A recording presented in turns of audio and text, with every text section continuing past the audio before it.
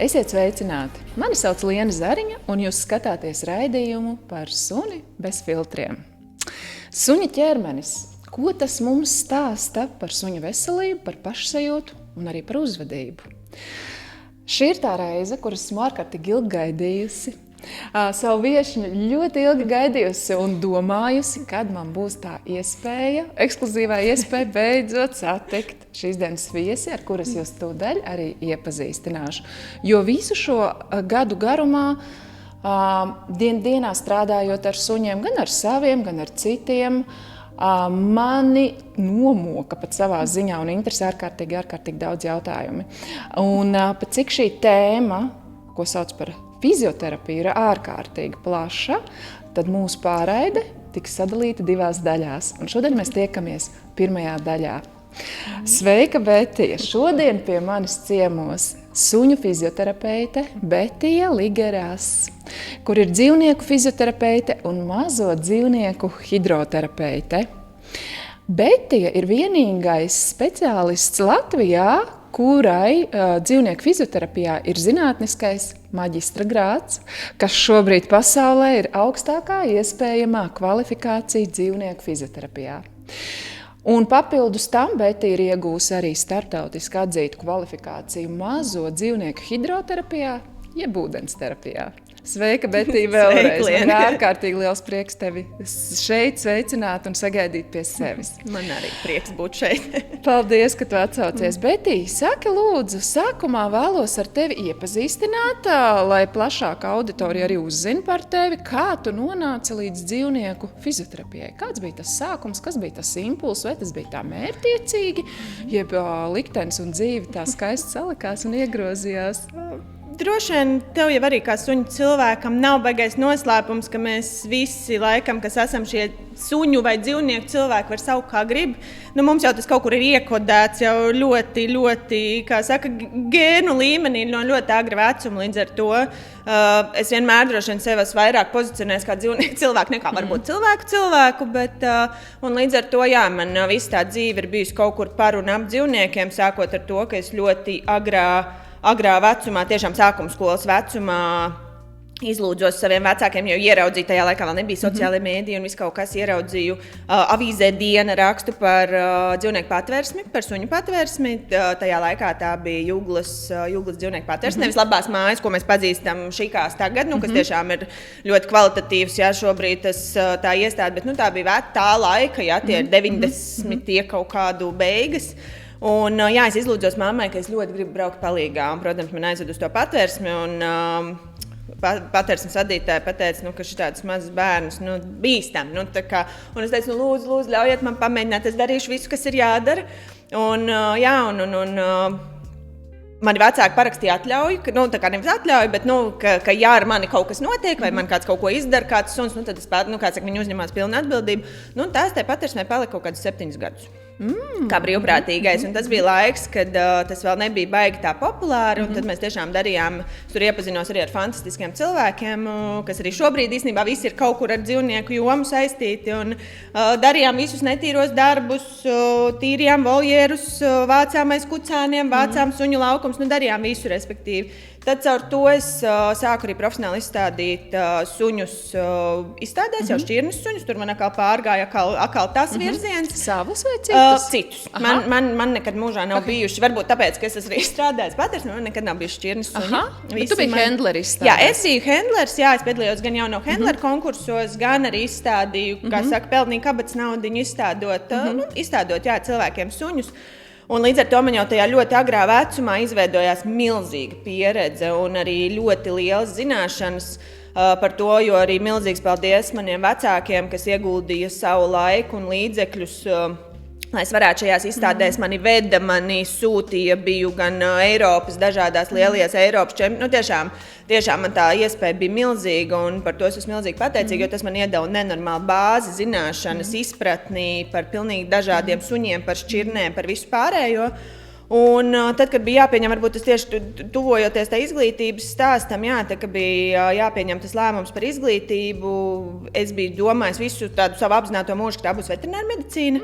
Bet līdz tam nenonācu, jo tad, kad es pabeidzu vidusskolu, tad vēl tomēr vairāk, cik es biju runājis ar cilvēkiem, kas jau tur studēja, ka tur vairāk tomēr uz lielajiem dzīvniekiem, lielopiem un tādiem, plus bija tā specializācija, plus arī es sapratu, ka laikam es, kā saka, emocionāli neesmu tik stipra, un tas eitanāzijas stāsts tajā agrējā, tādā, kā saka, vidusskolas vecumā likās baigi grūts, un man likās, ka tas nebūs tas, ko es tā baigi varēšu darīt. Varbūt tagad es domātu savādāk, bet jā. Līdz ar to es aizgāju ļoti tuvu virzienu, kas bija bioloģija. Tur es ieguvu gan bakalaura, gan maģistra grādu, mācoties Latvijas universitātē, un tieši vairāk virzījos uz šo zooloģijas novirzienu, bet vairāk laboratoriskā formātā, kā saka, Baltijā bioloģijā. Un, tad man ceļi gan aizved pilnīgi prom, nedarīju, lai arī man ļoti patika, nedarīju neko īsti saistībā ar to, pabeidzot studijas, bet ļoti irdīja tā sajūta, ka es gribu strādāt ar dzīvniekiem. Un tad es kaut kādus 2 gadus veltīju tiešām ļoti lielu izpēti. Es uzdūros ārzemēs, ka ir tāda fizioterapija vispār, ārpus studijām. Un ļoti lielu laiku ieguldīju, atradu augstskolu, sāku interesēties, sāku meklēt, sazinājos, saprast, vai viņi man vispār grib pieņemt. Un tā es atradu savu augstskolu, kas ir viena no vadošajām pasaulē vispār, Lielbritānijā. Viņa atrodas Lielbritānijā, bet viņa tāda ar ļoti augsta līmeņa speciālistiem, pasniedzējiem. Tā es nonācu tur studijās un ieguvu savu otro studiju, kā saka, grādu maģistrajā tieši dzīvnieku fizioterapijā. Ļoti jaudīgi, jā. Fantastiski, fantastisks stāsts, ļoti mērķtiecīgs, soli pa solim skaisti viss ir salicies, un te es arī dzirdu to, cik svarīgs tomēr ir tas vecāku vai līdzcilvēku atbalsts. Reizēm ar šo atbalstu mēs tālāk varam doties saviem sapņiem pretīm un nekur nenovirzīties no tā savu kursu, un ja mums tas ir paredzēts, un mēs sev sadzirdam, un vēl tas atbalsts, tad... Tas ir, es domāju, manā gadījumā tas ir ne tikai atbalsts, bet iespējams tieši tā dzīvnieku mīlestība, bet arī nāk, tā kā mums ģimenē. Tas visiem ir, teiksim, mani vecāki ir tieši tādi paši kā es, un līdz ar to varbūt savā veidā, kā viņi paši ir smējušies, ka viņi caur šo manu profesiju un visu, ka viņi ir arī kaut kādu savu sapni izsapņojuši. Esot man blakus un atbalstot tiešām studijās, kur, kā es pats smējos, ka, ja man tas būtu zinot jau, kā tas bija, ja man tas būtu jāizdara vēlreiz, iespējams, es nekad to dzīvē neizdarīju. Līdz ar to tur ir tiešām liels paldies gan manam vīram, gan maniem vecākiem, kas tiešām varbūt ticēja man tajos brīžos, kas teica, es šito vairs nevaru. Šis ticības spēks tev arī iedeva atkal papildus spēku, enerģiju turpināt nenovirzīt. Tieši tā. Brīnišķīgi, jā. Un pastāstīja, Betī, vai un kāda mājdzīvnieki tev pašai ir uz šo brīdi? Jā, uz šo brīdi, man ir mans, kā saka, suņu bērniņš Olivers. Kā jau minēju, arī mans iepriekšējais, kā es vienmēr smējos, mans pilnīgs absolūts dvēseles suns, arī viņi ir abi nākuši no teiksim, tā patvērsnes vides, vai Olivers ir nācis no pagaidu mājām, bet arī varbūt ne no tiem fantastiskākajiem apstākļiem, jo viņu, kā saka, cilvēks, pie kā viņš bija pagaidu mājās, paldies arī viņai, viņu izglāba no tādiem tiešām nelabvēlīgiem apstākļiem, kur viņu pa 200 eiro, ja nemaldos, tirgoja kā kaukāzieti. Un tur es bija tāda bilde ar kartupeli nobildēta tāda, ka tur vispār nevar saprast, kas tas ir. Un tad, kā saka, viņa aizbrauca, uztaisīja dīlu ar viņiem, un dabūja šo kucēnu. Un tad 5 mēnešu vecumā, kad es absolūti nebiju domājusi, jo tas bija pagājis bišķi vairāk kā gads, kopš aizgāja mans iepriekšējais suns, kas man joprojām ir, kā saka, tāds ļoti smags topiks. Un tad pilnīgi negaidīti sēdēju sastrēgumā, šito mājās neatkārtoju, draugi, bet sēdēju sastrēgumā, scrolloju Facebook un pilnīgi nejauši uzdūros. Pilnīgi tādā random miglainai bildē, kur viņam kaut kāds acis spīd, un visi saprata, tas ir mans suns, vispār nedomājot, ka kaut kam, ka es tagad meklēju suni vai kaut ko vispār nebija tāda doma. Kā saka, ļoti ātri viņš nonāca mūsu ģimenē un tagad, kā saka, griezdamies, tūlīt būs 6 gadi Džekam un ir absolūti fantastiskākais suns. Un uzskatu, vienmēr domāju, ka mans iepriekšējais suns droši vien viņu man ir atsūtījis, jo Džekam ir raksturiņš, bet arī tāds, kas man arī ļoti daudz man pašai ir kaut ko licis mācīties. Bet fantastisks suns un, kā saka, absolūts mans suņu bērns. Īstā satikšanās, pareizais suns satika pareizo cilvēku liktenīgi, jā. Jauki, jā. Tā kā lielākā daļa no mūsu auditorijas tomēr ir suņu saimnieki vai tie, kuri grasās būt par suņu saimniekiem, tad ķeramies klāt pie fizioterapijas tēmas. Un pāriesim pie fizioterapijas tēmas un sāksim pavisam ar vienkāršāko jautājumu suņu saimniekiem mums visiem tādā saprotamā valodā. Kas tad īsti ir suņu fizioterapija? Suņu fizioterapija, kā saka, ļoti vienkāršotā formātā ir veterināra medicīnas novirziens, kas tieši strādā ar suņa visu šo muskuloskeletālo sistēmu, un tas var sadalīties gan kā rehabilitācija pēc traumām, operācijām, jebkādām, teiksim, problēmām, gan tā skaitā, gan tās ir ortopēdijas problēmas, respektīvi locītavas, kauli, lūzumi, viss kaut kas, gan arī tās ir neiroloģiskas problēmas. Mēs varam strādāt ar profilaktisko fizioterapiju, ka tiešām it kā nav nekāda. Te mēs varam vilkt kaut kādas paralēlas ar cilvēku fizioterapiju. Ja mēs gribētu saprast, kas ir dzīvnieku fizioterapija, tad varam saprast no tā aspekta. Tieši tāpat arī cilvēks, ja viņš varbūt man sāp mugura, es nejūtos labi, es varu aiziet pie fizioterapeita un skatīties, ko es varu darīt lietas labā. Līdz ar to tā varbūt tas ir profilaktiskā sadaļa. Un, kopumā tas ir tāds vesels, bet tā ir tāda pieeja, tāda holistisko, kā saka, pieeja, kas nozīmē, ka tas ir viss kopums organismam. Pat ja man atnāk ar laustu kāju, tad es skatos uz to ķermeni kopumā. Jā, ne tikai uz to lausto kāju. Jā, ne tikai uz to kāju, Skaidrs. bet Jā, jaudīgi, super. Es ticu, ka tā arī ir tā īstā atslēdziņa. Un vai pie tevis lielākoties nonāk sunīši tikai pēc traumas vai operācijas, vai varbūt arī bišķiņ tā pieskaroties tieši tavai statistikai, kas ir statistiski visbiežākās tās problēmas sūdzības, ar kurām atnāk, jo vēlāk mēs arī runāsim noteikti jau par sadalījumu, par dziļāk iesim, jā. Kā tas ir tavā praksē? Principā es varētu teikt, tas kopējais īstenībā, nevar. Laikam jau statistiski lielākais ir šīs traumas, operācijas, šīs kaut kādu pēc problēmu risināšanas, rehabilitācija, sūdzības, vai tas ir no kolēģiem veterinārā ārstiem atsūtīti šie te pacienti. Bet liela kategorija arī, ka mēs droši vien pieskarsimies vēlāk, ir arī, kā jūs minēja, profilaktiskie pacienti, man nāk ļoti daudz sportu suņi, dienesta suņi, kas arī nāk uz tādu, nevienmēr tas ir saistīts ar traumu, vai varbūt tas sākumā ir saistīts ar traumu un kļūst par profilaksi. Vai vienkārši ar performances uzlabošanu. Un tad, protams, divas ļoti lielas kategorijas tie ir kucēni un tie ir seniori. Jā, mēs noteikti arī jau daudz detalizētāk runāsim mūsu raidījumos arī par šīm te vecuma grupām.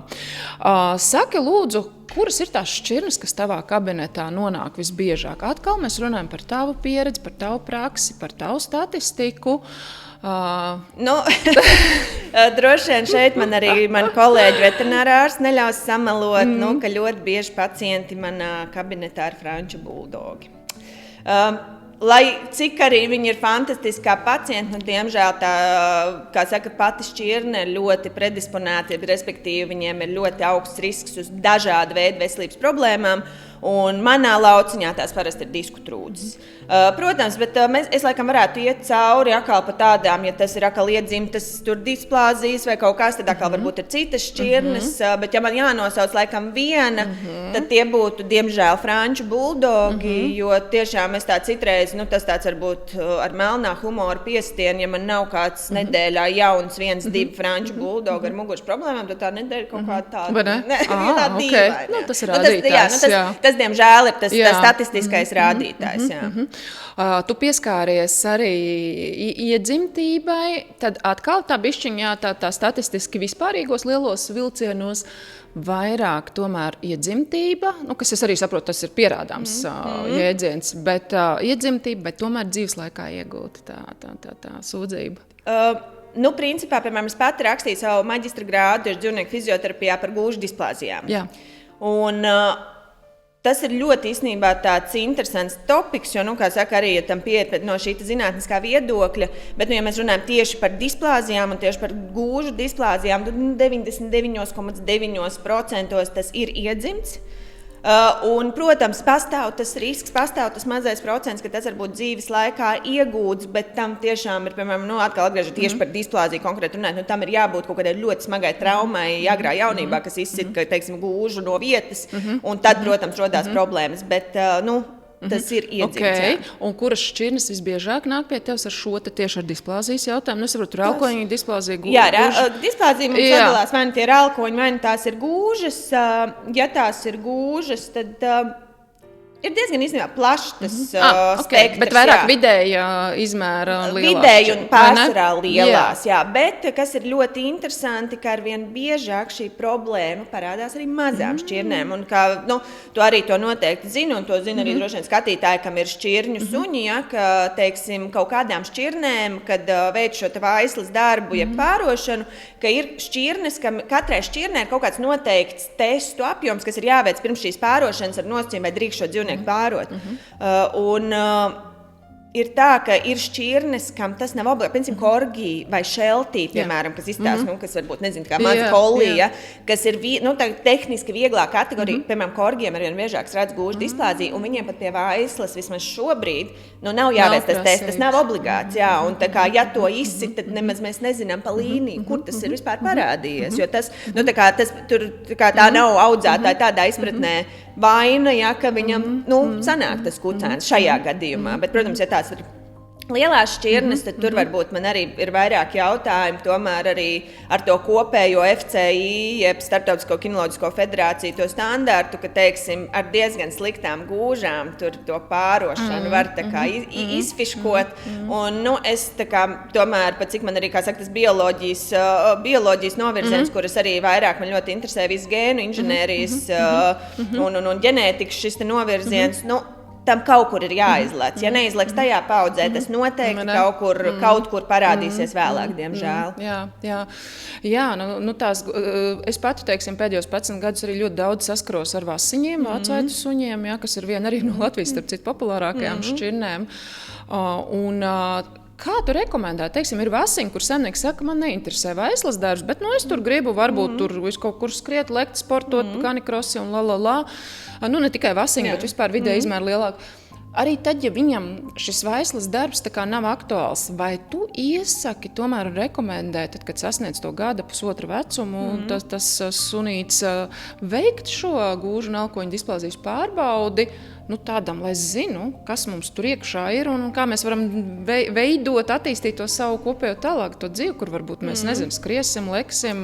Droši vien tā arī, tas arī, kā tu minēji to vecumu, tas ir arī tāds noteikts patiesībā FCI standarts, ka kad ir tas vecums, kad ir taisīt, bet tā Rietuma Eiropas prakse jau tādā realitātē bišķīt skatās citā virzienā, ka, piemēram, ja suns klibo jau 6 mēnešu vecumā, tad nereti ir tā, ka mums arī ir, piemēram, ārsti, kas saka, pagaidiet, viņš vēl aug, viss, augšanas sāpes sērijas. Piemēram, augšanas sāpes ir, kas arī terminoloģija eksistē tāds jēdziens, kas var tā būt, bet ļoti biežais tā patiesībā slēpjās kaut kas cits.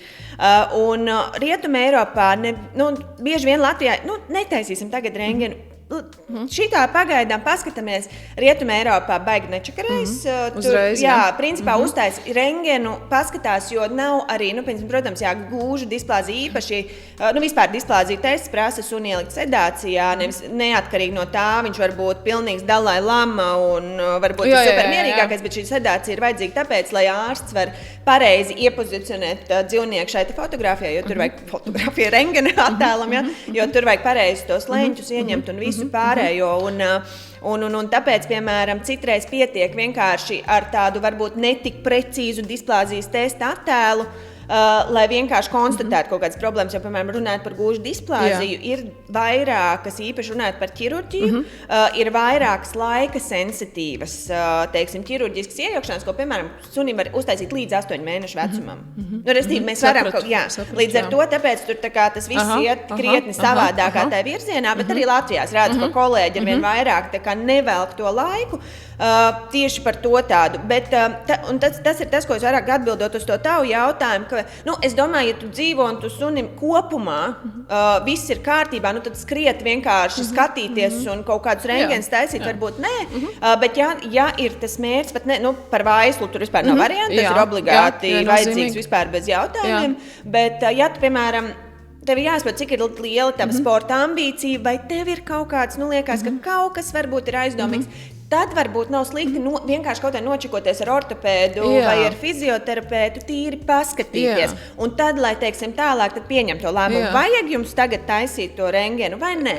Jo tas ir tāds bišķīt koks ar diviem galiem. Es teiktu, ja ir kaut kāds klibums vai kaut kas, nav slikti uztaisīt to rengenu, bet, piemēram, to vizuālo bildi, bet, un otrs, tas ir, ja ir sporta ambīcija, tad sākt varbūt ar vizīti check-upam un tad skatīties tālāk. Ok, tas koks ar diviem galiem tādā ziņā tu domā, ka vairāk tas narkozes efekts, jā? Nē, es pat vienkārši, labi, viens ir finansiālais, otrs ir, teiksim, ja es zinu, ka tā šķirne ir, predisponēta uz to, vai ne? Jā, bet droši vien, jo, piemēram, tiešām man ir tā, ka atnāk cilvēki ar suņiem 8-gadīgiem, 9-gadīgiem, viņi pat mūžā nav nekad, nav bijuši aizdomas, suns ir skrējis, lecis, darījis, un tikai vecumdienās viņam parādās, jo varbūt tā gūža displāzija tur ir B, kur tā ir izmaiņa tik minimāla, un tas viņa dzīves laikā nekad nav traucējis.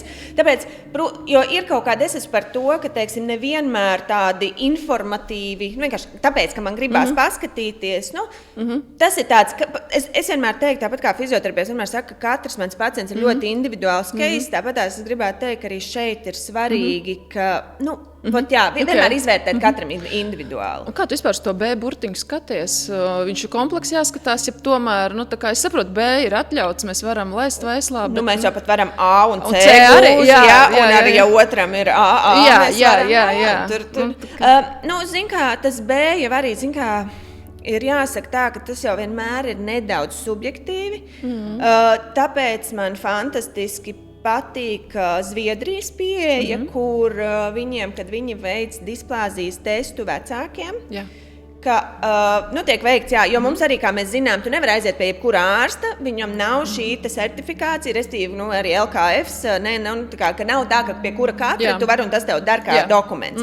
Tā tas nav. Līdz ar to man ļoti patīk Zviedrijas pieeja, kā jau es minēju, kur viņiem ir tā doma tāda, ja mēs taisam tieši displāzijas testu, jo, piemēram, var arī aizvest pie ortopēdu un var vienkārši nofočēt gūžas informatīvu, kā tu mini, tam nav obligāti jābūt displāzijas testam, kur tev izsniedz lapu, Es varētu iet ar savu bešķinu suni, vienkārši forši aiziet pie ortopēda, kas māk smuki iepozicionēt tās gūšas un viss. Bet Zviedrijā tātad, ir displāzijas testu, aiziet kā uz displāzijas testu, un veterinārā ārsts, kas veic šo, viņš veic visu to novērtēšanu, visus rengens, un viņiem ir kopēja vienota sistēma, kur šim sunim ir šāds rengens, un ārsts principā parakstās ar savu, varētu teikt, certifikātu, lai mazinātu šo sava veida subjektivitāti un kaut kāda veida lobby, es gribētu teikt tā, jo skaidrs, ka... Vai caur acīm paskatīšanos.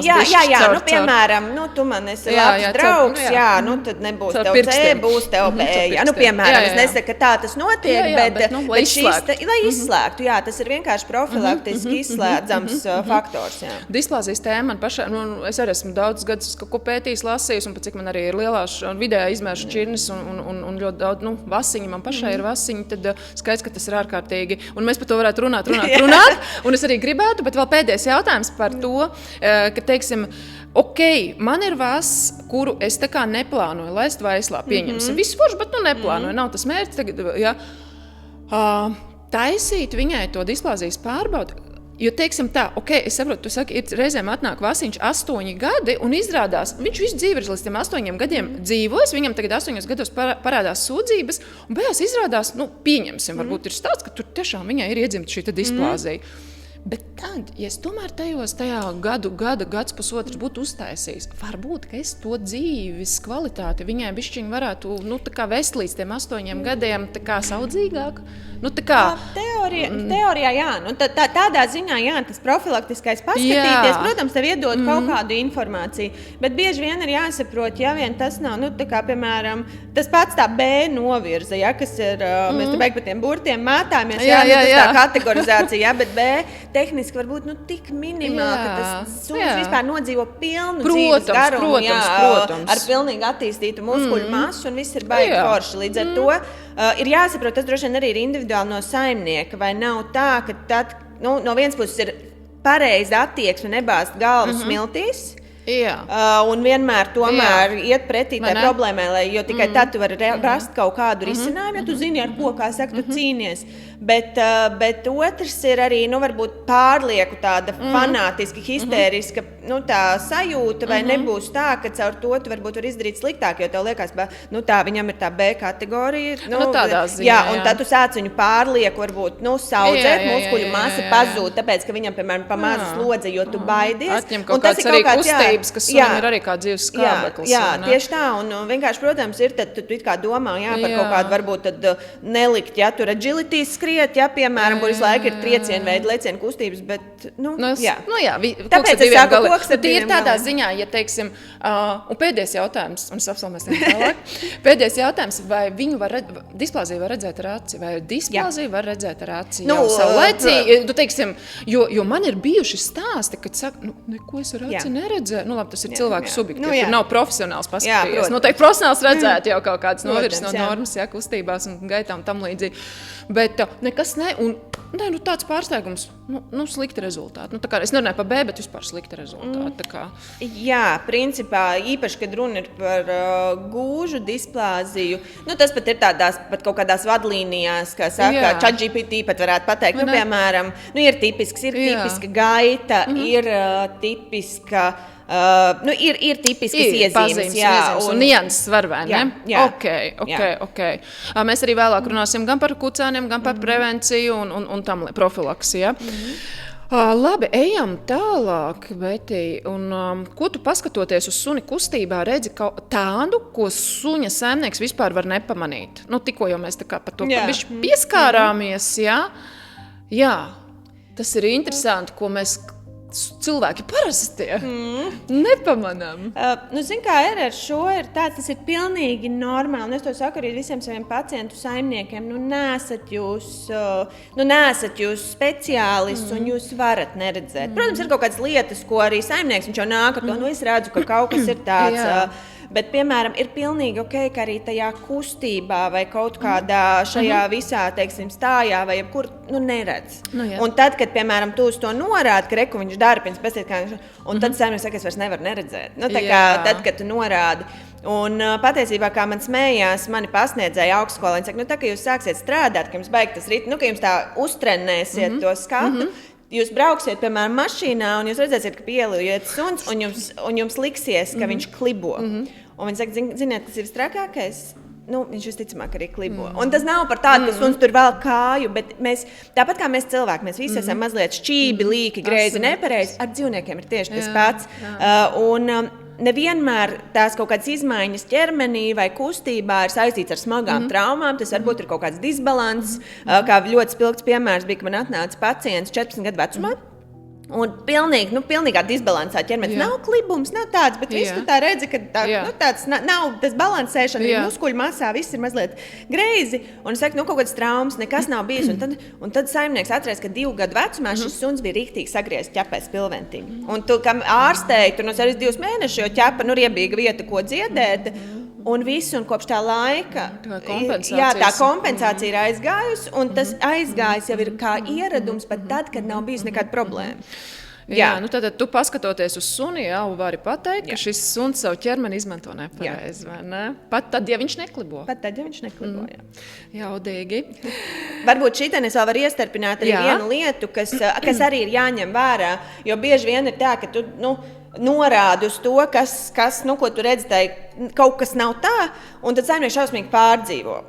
Bet es vienmēr arī saku to arī visiem saviem pacientu saimniekiem, un to es arī saku par sevi stāstu, ka tad, kad mēs redzam savu suni dienā, arī kaut kādas izmaiņas vai progresu ir ļoti grūti ieraudzīt, un to es pat saku arī par savu suni, man pašai pat to ir grūti, un, piemēram, savu suni, un tas ir tikai tāpēc, ka mēs redzam dienā. Un tad, kad viņi atnāk pie manis pēc kaut kāda laika, es saku, baigi labi, viņi saka, baigi forši, jau mums likās, ka ka nekas nav mainījies. Tas skats no malas, ja mēs esam iekšā, mēs esam jau pieraduši, mūsu psihe, viss ir apradis, smadzenes jau. Tieši tā, un tas ir pilnīgi ok, un tieši tāpēc ir labi, ka ir kāds no malas. Vai, piemēram, savā gadījumā, kad es strādāju ar savu suni, es vienkārši filmēju video. Un tad es salīdzinu tos. Nu, līdzīgi arī suņu apmācībām. Man ir tieši tāpat, es filmēju, man šķiet it kā viss, bet tad es pastos, vai, tur tas, pagrieziens, tur šitais, un citiem savukārt visu tā labi smuki, bet pašai ar savēju ir forši, kādreiz kāds no malas arī paskatās un pavērtē bišķiņu un iesaka. Runājot par sāpēm, kā suns parāda, ka viņam kaut kas sāp, pirms viņš vispār sāk libot? Jeb suns ir tas dzīvnieks, ka vienmēr es atceros, tas teica, suns visu nokompensēs, viņš tās sāpes tā noslēpj, ka to grūti pamanīt ar aci. Laikam jau līdzīgi, kā mēs tikko runājam, tu pamanīsi, mēs nepamanīsim, vai ne? Līdz kaut kur tas nākamais, ka mēs redzam ar aci, fiziski klibo vai kaut tad tikai. Ka tad jau liekas, ka tas ir slikti, ir tā īstenībā, ka dzīvnieki arī ir, kā jūs visu laiku minu, viņi ir ļoti individuāli. Man katrs pacients nāk, man ļoti patīk, ka viņi nāk tā kā pilnīgi tādas personības, un arī katrs tas viņu, kā viņi nes to savu ķermeni, ir savādāk, jo, piemēram, šīs te sāpju faktors dzīvniekiem ir tieši tāpat kā cilvēkiem, ka viņiem ir dažādi sāpju sliekšņi. Ka, piemēram, tiešām ir tā, ka man ir daži pacienti, kas ir aizgājuši uztaisīt rentgenu, un tev neliekās, ka tas suns, ko tu redzi, ir tas pats, kas ir tajā attēlā. Jo, jo cits suns ar tādu kāju vispār to kāju nekad mūžā neizmanto. Tas mierīgi, pieklibo, bet līdz ar to tas ir viens faktors, kas ir jāņem vērā, un ir izteiktas šķirnes. Arī, piemēram, tie vairāk ir darba suņi, kam ir tas milzīgais drives, kam tas sāpju slieksnis bieži vien ir krietni savādāks nekā, piemēram, šī problēma būtu toipūdelīšiem, piemēram. Kurš uzreiz iepīkstēsies? Kas ir vienkārši tādi, viņi ir maigāki, un viņiem uzreiz man sāp, lūdzu, mamma, lūdzu. Jā, mēs uzreiz jau redzam. Un citreiz pat arī, tāds līdz ar to, pat ar vienu problēmu, divi suņi to parādīs pilnīgi savādāk, tāpēc tas nav tik ļoti viennozīmīgi, bet ir ļoti daudz lietas. Es domāju, ka tu arī, kā, teiksim, suņu treneris, suņu uzvedības speciālists arī, piemēram, gan jau tev arī ir tie gadījumi, ka nāk un, pirms saka, klausies, man suns pēkšņi ir reaktīvs uz citiem suņiem. Un mēs sākam it kā domāt no tās uzvedības viedokļa, bet patiesībā tas iemesls ir dziļāks, un tur ir kaut kādas sāpes un diskomforts, un bieži vien tas sāpju iezīmes vispār nav saistītas ar viņa tādu, it kā, man droši vien varbūt būtu redzams kaut kāds tās izmaiņas, bet, piemēram, saimniekam viņš redz tikai kaut kādas izmaiņas uzvedībā, kas vispār nav saistīts ar kustību. Un tā, starp citu, Betī, ir ļoti liela tāda klasiska vispār saimnieku teiciens, ko es esmu jau pēdējo 3-4 gadu laikā ļoti novērojusi, ka es tā kā ar aci, jau pēc tās sajūtas, es saprotu, ka šeit nav nepaklausība vai, teiksim, kaut kādas komandas neizpildīšana, bet es jūtu, es jau redzu, ka pēc tās ķermeņa valodas un kā viņš to ķermenīti darbina, es redzu un signalizēju, ka tur kaut kas, man ir sajūta, ka kaut kur ir stīvums, kaut kāds diskomforts tajā ķermenī ir, un ka te nav tā, jo ļoti daudz saimnieki to tā kā noformulē, ka viņš man ir tur, tā kā, viņš ir spītīgs, piemēram, viņš ir spītīgs, viņš pārbauda robežas, viņš mani te testē, viņš ar mums manipulē, viņš šeit tā kā vairāk, mēs tā kā no cilvēku prizmas, un tā kā ļoti bieži arī, un tas mēs arī vēlāk par suņu, teiksim, arī apmācību, parunāsim, kas man pašai personīgi ir ārkārtīgi interesanti, un ko es pati ikdienā praksē tiešām šo gadu laikā vēroju, ka nevienmēr te mums ir nepaklausīgs suns vai kaut kā, ka te apakšā ir tās kājas aug daudz dziļāk un nopietnāk, un ka viņam būtu laiks noteikti aiziet pie tevis. Pat varbūt arī, un nevienmēr uzreiz atbild ir fizioterapeits, bet varbūt tas rīns, jo man bieži vien arī zvana, mēs gribam pierakstīties uz vizīti, mēs izrunājam, kas un kā, un es saku, ortopēds vai neirologs, un tāds skatāmies, jo citreiz ir arī ļoti svarīgi saprast, kāds ir tas pareizais riņķis, teiksim, varbūt tā pirmā pieturvieta pie fizioterapeita bišķi pavēlk laiku, jūs tāpatās aizsūt pie ortopēda, varbūt mēs uztaisam kaut kāds rentgenus, kaut ko tādu, un tad mēs atgriežamies pie kaut kā, jo tad mēs varam koncentrētāk strādāt. Bet ir arī gadījumi, kad arī tā nav, līdz ar to tas ir tāds arī vairāk tie formāti, Ok, bet arī vienmēr var ar tevi sazvanīties, izstāstīts 3 vārdos, un tu sapratīsi. Jau tā ir, ka cilvēki, kad man zvana, mēs jau saprotam, kas un vai kā. Vai pat taisno pie tevis, vai caur kaut kurieni. Tādā veidā, faktiski tad es jau arī gribēju jautāt, ka suns reizēm ir ļoti aktīvs, skrien spēlēs, nes bumbiņu, bet patiesībā viņam kaut kur ir tās sāpes, un kā tu arī jau man faktiski atbildēji par to, ka tās vairāk darba šķirnes un šķirnes, kuras... Plus šeit vēl ir viens ļoti svarīgs faktors, ka vēl tie, kas, kā tieši ļoti labi aprakstīja, skrien, spēlējās, darbojās, bieži vien, un tepat nav īsti runa par sāpju slieksni kā tādu, bet par to, ka, piemēram, suņi, kas piedzimst ar šīm iedzimtajām slimībām, respektīvi kaut kādām šīm te izmaiņām ķermenī vai locītavās, viņi nezin, kā ir savādāk. Tā ir viņu norma. Līdz ar to viņi krietni labāk tolerē šīs sāpes, tāpēc, ka viņi ar tādām ir, viņi ir piedzimuši. Un līdz ar to, piemēram, bieži vien, ja sunim tā ir iedzimta problēma, bet viņam šāda pati problēma parādītos dzīves laikā pēkšņi, viņš reaģētu pilnīgi savādāk. Un tā kā tas ir vēl viens faktors, kas ir jāsaprot. Taisnība, par to es tā arī nebiju aizdomājusies. Jā, šis arī ir jaudīgi, jā. Un kā ir, ja, teiksim, sunim ir hroniskas sāpes, viņš taču, vai ne, kļūst vieglāk aizkaitināms, reaktīvāks, agresīvāks savā ziņā, nemierīgāks, varbūt negrib, lai viņam pieskars, vienmēr viņš tā kā akceptēja, tagad es viņam pieskaru, un te atkal uzvedība vai ķermenis vai veselība, te vienmēr ir, vai ne, tas vai tas, jā, jo arī man tagad ir viens gadījums, kur man neesmu vēl tikusies, bet tur ir situācija, ka Vasiņam ir 6 gadi, un viņi saka vienmēr tā kā visu bet tagad, ka viņam iet tuvāk, viņš kā uzrūc, vai, teiksim, uz kaut kādiem konkrētiem cilvēkiem, un tad saprast, jā. Es vispār viņus tā kā bišķiņ tā kā sūtīju kaut kur uz medicīnu, jā, jo tā kā tāds baigi interesants moments, ka tieši tas pieskāriens kaut kur, un ka viņš grib uzrūkt, viņam diskomforts. Agrāk tā nav bijis, tagad kaut kas tāds ir parādījies, jā. Jo parasti, man arī ir bijuši tie gadījumi, ka, diemžēl, ir šī te nelegālā, nekvalitatīvā pavairošana, ka bieži vien, šāda agresija ir arī ģenētisks, tiešām, ka var būt veselības, un tas ir vienkārši ļoti švaks, tas ģenētiskais, kā saka, tā kombinācija. Lai gan bieži to jau redz tad pirmajā dzīves gadā. Jā, tieši tas ir tas, ko es gribu teikt, bet tas jau parasti formējās, tas suns tiešām tāds ir jau startā, varbūt tas vienkārši ar hormonālajām izmaiņām, ar pieaugšanu varbūt var pasliktināties, bet tad, kad, piemēram, jau šādiem pieaugušiem suņiem pēkšņi parādās, tad vienmēr, kā saka angliski, ir tas teiciens better safe than sorry, ka tu vari labāk tad aizej un nočeko, lai tev, un bieži vien arī man ir tā, ka es apstos suni, saku, aizejiet pie ortopēda, labāk, lai viņš, jo man, piemēram, nav rentgena redze, bet es gribu vēl vienu viedokli, īpaši, piemēram, no kolēģiem, kam es ļoti uzticos, ka mums ir, un labāk ir nočekot, lai viņš pasaka, visi kārtībā, visi baigi labi turpināt fizioterapiju, un es zinu, ar ko mēs strādājam, nekā, ka mēs, tā kā bišķi, tas, ko es teicu, bāžam galvas miltīs, un tad domāju, ir vai nav. Un tāpēc šādos gadījumos es arī vienmēr ieteiktu, ir vienmēr labi nočekot medicīnisko fonu, un tas pat nevienmēr ir arī šī te ortopēdijas joma. Varbūt vienkārši sākt, ko es arī vienmēr iesaku arī savam sunim, es 2 reizes gadā vienkārši tās profilaktiskas asins analīzes. Vienkārši tāpatās, bez sūdzībām, bez kā, varbūt paranoiski. Man tas liekas, arī mēs cilvēki tā darām, tad, kad, teiksim, čekojam asins analīzes, kurš regulārāk, kurš mazāk, bet tas ir tas ieteicamais standarts, tad kāpēc to nedarīt arī savam sunim, jo varbūt tas nav vispār saistīts, nezinu, ar sāpēm muskuloskeletālajā sistēmā, bet, piemēram, kaut kādā zarnu traktā, vai ir kaut kāds iekaisīgs process, vai vēl kaut kas. Protams. Vai, piemēram, zobu sāpes, kas ir klasiski, teiksim. Taisnība. Runāt par sāpēm, jau tā kā finišēt par šo tēmu sāpes suņa ķermenī.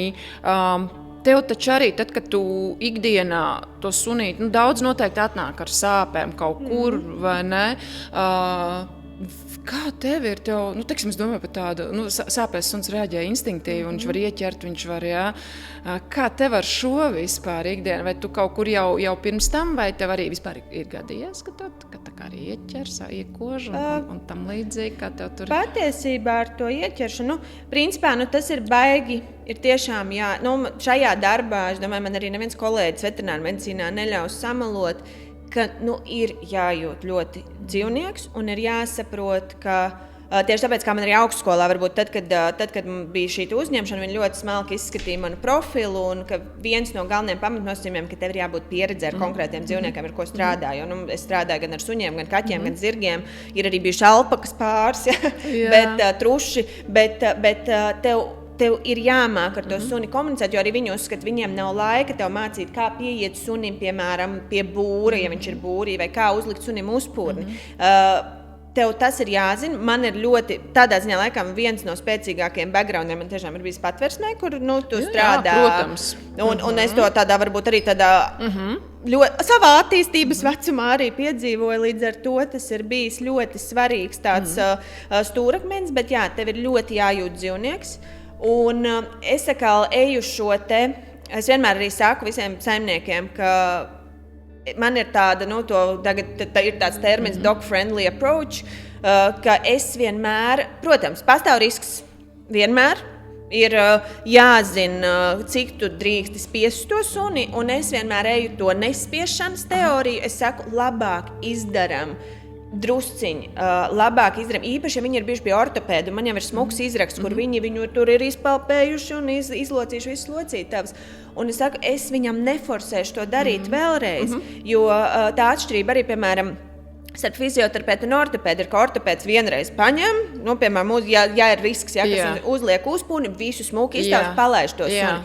Ar fizioterapiju mums tā sadarbība parasti ir ilgstošāka. Līdz ar to, ja katru reizi suns nāks viņam raustīsies, acis ienāk manā kabinetā, tad kāds atslābums, kādas procedūras, kāda jēga ir suni ar varu piespiest pie zemes, es tev tagad baigi relaksēšu procedūru, tā tas nestrādā. Līdz ar to man tieši vakar bija piemērs, atnāk suns un pilnīgi tā rāda zobus. Maziņš, bet arī maziņš var iekost, maziņš var iekost sāpīgi. Un mēs arī šo izrunājam ar saimniekiem, viņi arī bija bijuši pie ortopēda, un suns ļoti perfekti nodemonstrēja visas savas, visu savu, viņš ļoti perfekti man pateica visu, jo viņš saprot, ka es uzreiz gribu ķerties pie tām vārīgajām un sāpīgajām zonām. Viņš man piedāvā, es tev pagriezīšu galvu, bet neaiztiec man dibām, es tev šito, un tā kā tas ir, un tā ir tā komunikācija, ko tu atrodi, un tad es vienkārši šādiem suņiem, kas ir īpaši, ka tu jūti, ka es ļoti spiežu tos limitus, es vienmēr eju viņu tempā. Un manā pieredzē tiešām, piemēram, viens fantastisks piemērs, kur sunim bija košanas tiešām pie ārstiem, ka viņš vienmēr, viņam jau ienākot kabinetā, viņa jau klīnikā nāca ar uzpūrni, jo viņš saka, mēs, un viņš ir tiešām arī kodis, viņš ir tāds, un viņš vēl bija bijis citur kaut kur fizioterapijā, kur tiešām viņam ar varu to darīja, līdz ar to viņš bija absolūtā panikā, un tagad, pateicoties šai mierīgajai pieejai, viņš nāk ritīgi, viņš atbrauc uz manu klīniku, viņš nevis iet pačurēt, viņš skrien un gaida pie durvīm, kad viņi ielaidīs. Mēs strādājam ūdens terapijā ar viņu. Un viņš ir riktīgi priecīgs, ar mērs viņam var apstīties pilnīgi visu, un viņš arī ir sācis pie ārstiem, ar pilnīgi citu attieksmi. Un tas ir tas, kas ir tāds, par ko ir jābūt prātīgam. Bet par košanu man īstenībā visstrakākais kodiens ir bijis no kaķa. Jā. Bet tas arī ir citreiz tādiem žēl, ka to gan saimnieki lūdzu, mīļie, ja jums lūdzu pieturēt suni, tad viņš ir jāpietur, nevis ar jālām rokām jāmēģina. Jāmēģina viņš tur kaut ko, jo tiešām ir tāds, ka citreiz tieši tas ir tas faktors, ka suns jau, tu pati zini, viņš neusticās arī tam saimniekam. Tā, ka nevis neusticās, bet viņš jūt, ka tur nebūs. Jā, un ka es varu pamēģināt. Un tad Un tāpēc, piemēram, man ir uzpūrņi, visi range no lielākā uz mazāko, bet es ļoti cenšos neiet to uzpūrņu ceļu. Protams, citreiz saku, labi, uzliekam ātri, es paskatīšos, bet es cenšos to ceļu neiet. Vēl paturpinot par fizioterapeitu konsultāciju. Kā vispār izskatās tā pirmā fizioterapeita konsultācija? Ko tu vērtē? Teiksim, es atnāku ar, protams, es saprotu, atkarīgs no diagnozes, ir sūdzības vai profilaks, vai tas, vai cits tur noteikti atšķirsies, vai ne?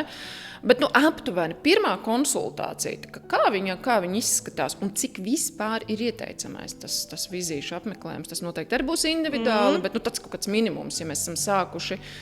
Nav tāda minimuma, jo man tiešām var atnākt, mums ir kucēns, gribam nočekoties, vai gribam saprast, kā viņš izskatās, vai vienkārši man ir bijušas konsultācijas, kur atnāk ar kucēnu, mēs apstāmies pašu suni, un cilvēkam vienkārši ir ļoti daudz saraksts ar jautājumiem, kādi iemaukt labāk, kādi tās, ko tā, un tas pat nav saistīts tīri, ka mēs kaut ko tālāk darām, bet viņi atnāk tiešām uz tādu konsultāciju.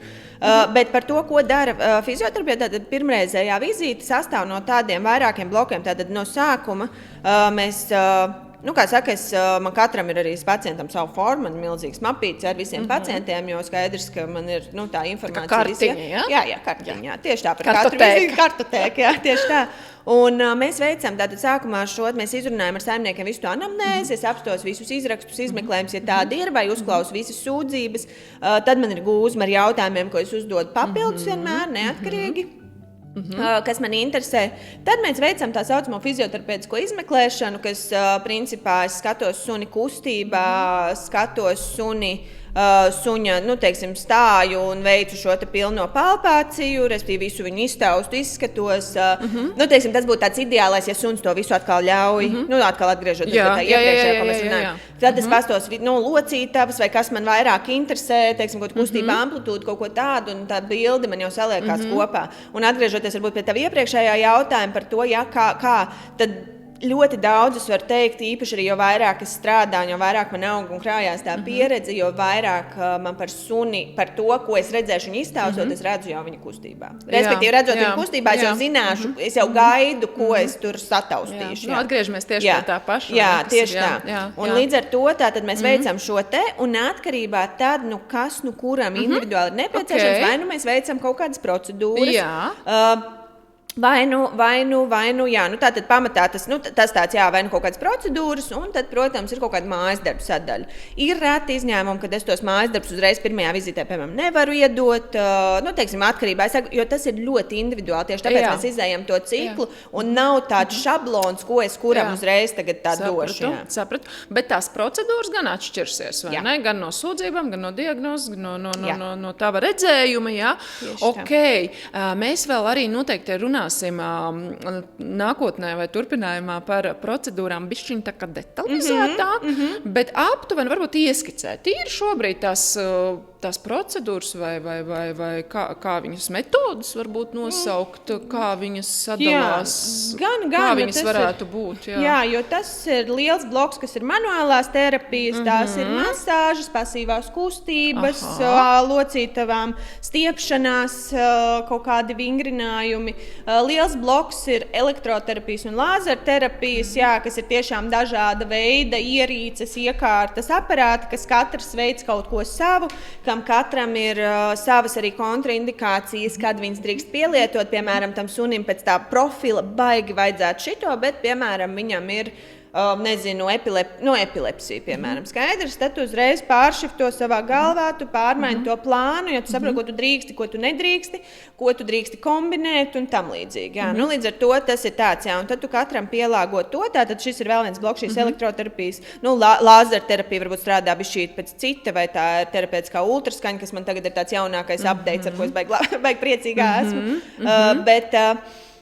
Un tad trešais lielais bloks ir vairāk, trešais bloks varētu būt arī ūdens terapija, kas tāds, ko arī pielieto, bet tas nekad nav saistīts ar pirmo vizīti, varbūt līdz tam mēs vēl nonāksim, kāpēc tā, bet hidroterapija ir kā milzīgs bloks, un tad vēl ir pēdējais bloks, kas ir šī te fiziskā sadaļa, kas ir vingrošana, bet es parasti, tā ir mana pieeja, ka ņemot vērā, ka cilvēkam nav mājās pieejama un nav pieejama, principā šie visas iekārtas, plus nav arī zināšana, kā viņas pielietot. Jo nezinot, ko tu dari, kā tu vari izdarīt ļoti labi, tā tu vari aizlaist visu pa pieskari. Tas ir bīstamākais. Tas ir bīstamākais. Un līdz ar to, tad tas parasti vingrošanas bloks paliek cilvēkiem mājās, ka es to dodu kā mājas darbu, jo ir jāsaprot arī tas, ka tad, kad suns atnāk pie manis, pat, ja tā būtu viena reize nedēļā vienkārši uz zemes pavingrot, nebūs tas efekts tā, ka ja viņi katru dienu izpildīs kaut kādu vingrinājumu bloku. Tas ir tāds. Līdz ar to lielākoties vingrošana notiek mājās. Sapratu. Mūsu otrajā daļā mēs ar Betiju runāsim arī par, jau iesim dziļumā katrā no šīm metodēm, runāsim, kas man ļoti interesēs par pašdarbību. Tas, ko es arī pati kaut kur dzirdu vai novēroju arī sociālos tīklos, Tur viss kaut kāda veida, kaut kādas sākot ar trenažieriem un tā tālāk. Man ļoti, ļoti šis interesēs. Tā kā sekojiet līdzi, klausieties, esat uzmanīgi, mēs šim visam arī iesim dziļumā un pieskarsimies vēl uz priekšu. Tad man ir, arī, bišķiņ pieskaroties Es arī, teiksim, tagad arī mums tie sociālai tīkli un TikToki un viss kaut kas jau reizēm galvarēps no visa kā koša. Ja? Vai tu arī fizioterapijā kaut kādas modes tendences pamani, kur nezinu, tie solījumi ir lielāki par pierādījumiem, kur īsti nav tā kā seguma? Tu domā tieši par kaut kādām metodēm, ko pielieto. Īsti jau, piemēram, tieši, pat cik es nāku no tās akadēmiskās vides, tad viss, ko es pielietoju, tas ir ar kaut kādu zinātnisku tādu background. Protams. Līdz ar to droši vien savā praksē īsti. Tavā, nē, bet... Nē, es tā kā domāju, bet, piemēram, man ļoti patika, es par šo arī vienmēr runāju, un kas man, kā saka, man bišķi par ko man acis raustās, ko es redzu, ir... Acis nervs, tiki tieši tā tiki sākās, kas ir, baigi modīgs, ir suņu fitness. Un tieši sadaļa, kas man tā varbūt par ko man sāp sirsniņa visvairāk, ir šie nestabilie priekšmeti un bumbas visādas nestabili segumi. Jo esmu redzējis ļoti daudz video, kur viņus izmanto, un tur cilvēki arī liek, vai, piemēram, kā viņi mājās tur dara. Kāda līdzsvar visādi tādi. Jā, līdzsvar, viss saucamie tās tie peanut balls, kas jo dzīvniekiem pārsvarā izmanto nevis apaļās bumbas, tās piepūšamās, tās milzīgās, bet, piemēram, viņas ir tā kā tās... Adatī tādām, vai ne? Nē, tas pat nav ar adatiņām, bet viņas ir tā kā lielās, viņas tādas piepūšamās bumbas, fizioterapeitiskās, kur tu var sēdēt, ja tur tāds bouncy lielas tāds. Tad dzīvniekiem pārsvarā izmanto tā saucamās peanut shape, kas ir zemesrieksta, it kā tā čaumaliņa, ka viņš ir tā kā tāds. Sapratu. Jā, liek uz viņām virsū un visu kaut ko, bet es vienkārši ļoti daudz, ko redzu, es zinu, ka arī handleriem patīk šito darīt. Arī tur it kā, lai labāk stāj un tā. Bet ir jāsaka tā, ja nav tev tā, teiksim, ja nav izpratne par to, kā tam sunim uz tās bumbas ir jāizskatās un vai vispār viņš to var darīt, tad vai vajag to darīt. Jā, jo tas ir jautājums, ja tu nevari izvērtēt, ir labi, nav labi, tad tieši caur to, ka viņš kaut kur līki stāv, tad mēs vienkārši izveiksim citas pārkompensācijas mehānismus un beigās būs vēl sliktāk, vai pieņemsim augošus, masīvus suņus likt uz tām bumbām. Saimniekiem jau parasti patīk, jo baigi forši izstāst priekš video, uzfilmēt. Un es kaut ko labu daru priekš viņa un redz, kā mēs tur. Tas ir arī tāds, zin kā, forši. Es tur, piemēram, ļoti daudz, man arī pacientiem ļoti daudz Instagram. Zin kā, forši ir tāds, es arī, man liekas, mans Instagrams ir vairāk par Oliveru, manu sunu, nekā par kaut ko citu, un zin kā, un tas ir pilnīgi ok, un cilvēki jau iet ar to domu, ka viņi jau grib kā labāk, un tas ir ļoti pareizi. Vienkārši, un tad jau, kad tu ej pie tā cilvēka, tu jau uzticies. Ja tu viņam esi nolēmis, pieņems to lēmumu, ka tu uzticies tam sunim, tad tā kā tev liekas, ka viss ir ok, bet vienkārši, un īpaši šīs, piemēram, tādas nestabilās virsmas, mēs arī fizioterapijā ieintegrējam krietni vēlāk, lai kāds man principā šitā te uz tādām bumbām, varbūt stāv dienestu suņi vai riktīgi top agility suņi, parastie izstāžu suņi, es nezinu parastie, ja ne parastie, bet mēs par to fizisko, teiksim, izturību vai pareizu balansu, tas ir pilnīgi, Super, labi, to ir zināt, dzirdēt, šie trendi, vai ne? Tie ir trendi, un ko, es gribēju teikt, ka man likās, ka man vienkārši tas kaut kā varbūt, liekas tā uzkrītoši, tagad visu to dara, un man ļoti patika, es Facebookā arī visādās grupās, tur ārzemi, kur arī par šo visādu rehabilitāciju, kur speciāls tur dalās tādiem keisiem un visu kaut ko, un tieši viens arī fizioterapeits ar ļoti labu arī background, viņš, ja nemaldos, ir arī pasniedzējis kaut kur kādā universitātē, negribu samaloties, kur, bet viņš arī tieši bija uzrakstījis ļoti labi, es biju pat arī savā Instagramā nošērojis par to tagad trendu tieši par tām bumbām, ka visiem gribās, jo tas ir tik vizuāli forši, tas izskatās uzreiz baigi jaudīgi, kaut gan patiesībā tam sunim vajag kaut ko pilnīgi citu. Nevienmēr vajag izgudrot to jauno velosipēdu, un nevienmēr vajag kaut ko vēl jaunu, kaut ko inovatīvu. Bet tas ir garlaicīgi, ja suns vienkārši stāv uz zemes un taisa kaut kādus.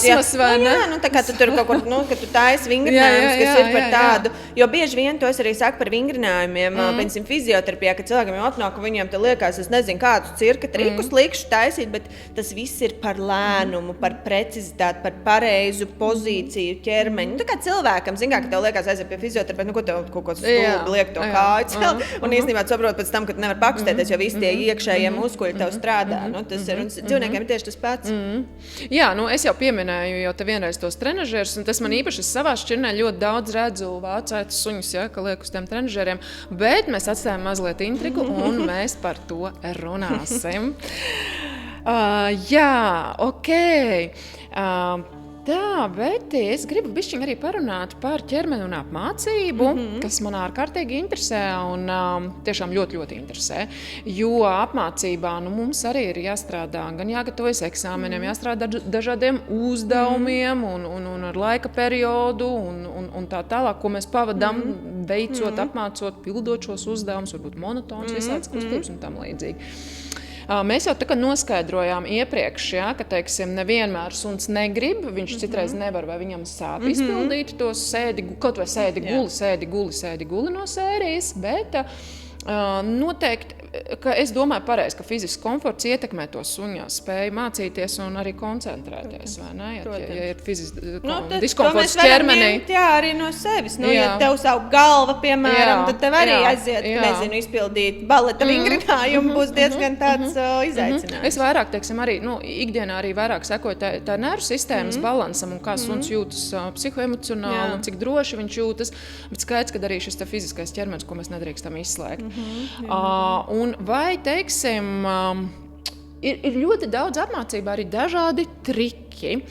Mēs arī runāsim par IGP agility un šīm te novirzieniem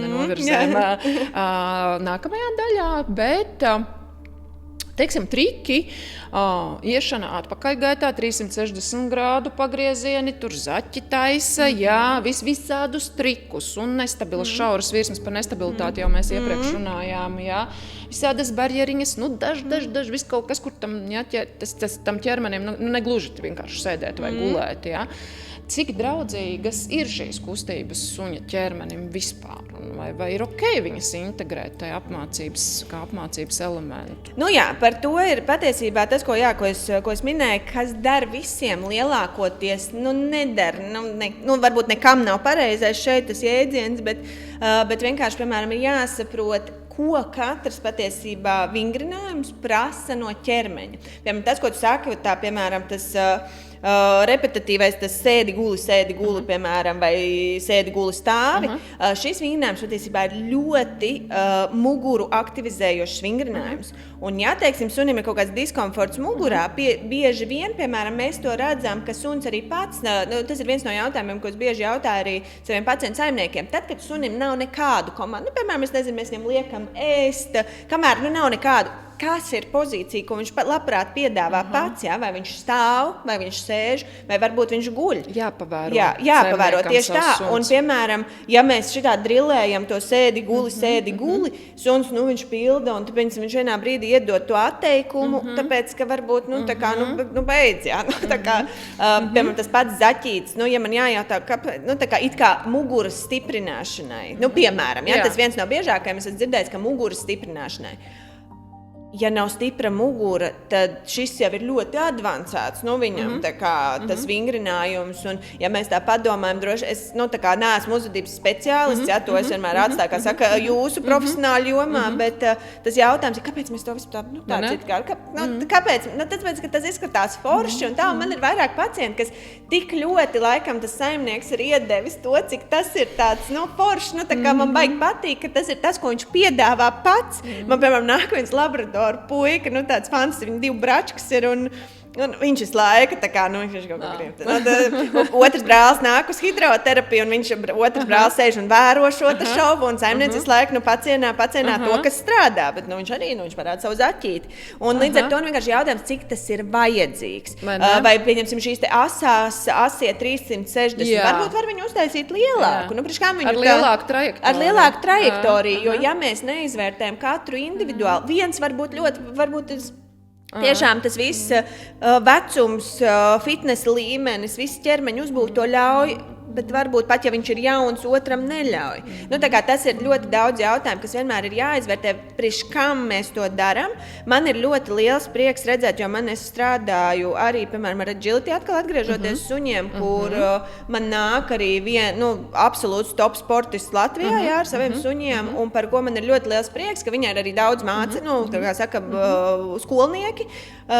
Un man ļoti patīk, pieņemsim, viņa ļoti labi jūt tos suņus, tāpēc man vienmēr saka, mēs ejam pie viņas, tad jau pamanīs, ja kaut kā pamanīs, un arī tas treniņu process būs pareizs, jo, piemēram, agility sunim, piemēram, šie 360 apgriezieni ir vajadzīgi. Sunim, teiksim, parastajam, kas nāk, viņš vienkārši grib, teiksim, kaut kādu vienkārši uzvedības pareizu apmācību, tur BH, apriškam viņam, tā kā vajag to. Jā. Un paturpinot mazliet intrigu tālāk, mēs arī runāsim par agility. Otrā daļā, ja jau arī mani interesēs tas, vai, teiksim, ja es gribu savu sunu laist agility, vai pirms tam man vajadzētu aiziet kaut kur, to mēs arī noteikti runāsim uz priekšu. Okay. Faktiski, tagad, vai un cik lielā mērā šķirnes anatomija būtu jāņem vērā arī kinologam, izvēloties konkrētam sunim kaut kādu pieeju, uzdevumus, vai ja mēs tā ejam tāda pamata apmācībā, teiksim, samērības principā varbūt jā, jo es pati, man jau pēdējos tiešām 3-4 gadus ikdienā strādājot un mācot suņus, man pat reizēm tā, kad es caur savu ķermeni jūtu, kad es, teiksim, sēdi gulvē kaut kādas kustības vai ilgāk laika paiet blakus, es jūtu, ka viņam, šim konkrētam sunim īsti, es nejūtu, ka viņš jūtas labi tajā ķermenī un tā kā prasītos. Un es arī reizēm nekautrējos saimniekiem, aprunāties, kā ir mājās un ka varbūt vajadzētu pakonsultēties. Tīri tā drošības, varbūt tas mans novērojums tā kā ir maldīgs, bet, es jau vienmēr smējos, ja man nebūtu uzvārds Zariņa, es būtu prevencija, liela prevencija. Ja? Nevis tā, ka, teiksim, taisīt kaut kādu vētru ūdens glāzē, tas arī nav par mani, bet tiešām ikdienā nāk dažādi sunīši ar dažādām varbūt šķirnes īpatnībām, kā mēs jau runājam, predisponēt uz visu kaut ko, tīpaši, ja es zinu, kura šķirne pie manis nāk, un es vienmēr arī vēl padziļināti, es nezinu no galvas pilnīgi, kura uz katru ir predisponēta, jā, bet pirms es ar šo šķirni satiekos, es vienmēr iedziļinos bišķiņi, jā, pastudēju, teiksim, lai tad mēs arī to uzreiz tā kā izrunājam ar saimnieku. Tad cik lielā mērā būtu tomēr tam kinologam arī jāiedziļinās, vai man tas ir francīts? Jā? Vai tas tiešām, man ir malinois? Nē, tam tiešām ir ļoti jāiedziļinās. Un arī pat vienas šķirnes ietveros mums ir jāskatās uz katru principā suni tiešām tam ir tāpatās kā cilvēki. Ja, tu jau nevar sadalīt, piemēram, vīriešu un sievietes, un visām sievietēm visas var, visas vienā vecumā, ja, visi var izdarīt. Tā jau nav. Un suņiem ir tieši tāpatās, ja, pat viena tur šķirnes vai dzimuma vai vispār, jā, teiksim, vecuma kategorijā. Katrs var būt ļoti individuāls. Piemēram, tas pats stāsts, ko es runāju ar citiem uzvedības speciālistiem, ka es esmu dzirdējusi, ja, kad ir tā tagad arī teorija, ka, piemēram, ka tu sauc suni, piemēram, blakus, ka nav jau patiesībā starpība, vai viņš apsēžās, apguļās, vai viņš stāv, jo tas ieradums ir, ka viņam ir, piemēram, jāapsēžās. Bet vai tiešām, piemēram, ja sunim tā sētpozīcija nav komfortabla, kāda ir starpība, vai viņš iefiksē, piemēram, stāvus vai guļus pozīciju? Un tas ir tas, kas droši vien katram tad ir arī jāsaprot, kas manam sunim ir komfortablāk, jo ja mēs panākam to efektu tāpatās, tad droši vien tai pozīcijai, manuprāt, nav tik svarīgi tā. Jā, piekrītu, ļoti piekrītu arī tam, bet skaidrs, ka katram savu mērķi, un ja mēs tur ejam uz kaut kādiem protokoliem, kur mērķis ir tur tāds eksāmens vai šitāds eksāmens, vai Nē, tas, protams, ir cits, bet es vairāk runāju par nedisciplīnu ambīcijām vai sportā, protams. Vēl gribēju pajautāt atpakaļgaita, mēs parunājam par tiem 360 pagriezieniem. Kā ir ar atpakaļgaitu? Kāpēc es par to jautāju? Jo kaut kur arī teiksim, kaut kur klausoties, un tā, varbūt es dzirdēju, ka tā ir tīri okei, varbūt. Kā tu to skaties?